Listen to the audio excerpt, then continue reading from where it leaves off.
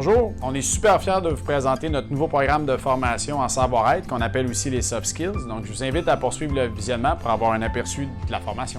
Merci. De toute façon, parce que l'objectif, comme je vous disais, c'est pas d'aller faire un cours de psychologie, mais on va simplifier ça en deux grandes catégories. Donc, le savoir-être on a appelé le savoir-être inné, donc qui correspond en d'autres mots au savoir-être de votre personnalité.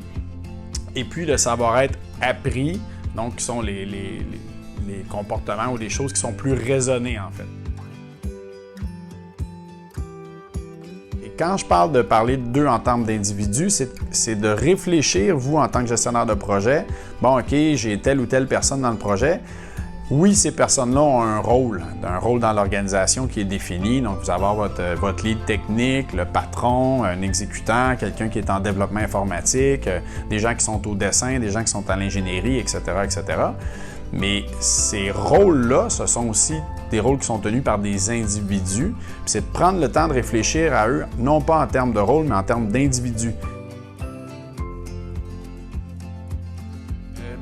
C'est de prendre le temps de parler d'autre chose que du projet. Donc, les discussions de machine à café, puis de prendre le temps de dire, as-tu une bonne fin de semaine? As-tu des projets qui s'en viennent pour l'été? Bon, toutes ces petites conversations-là qui permettent de créer un peu une relation humaine.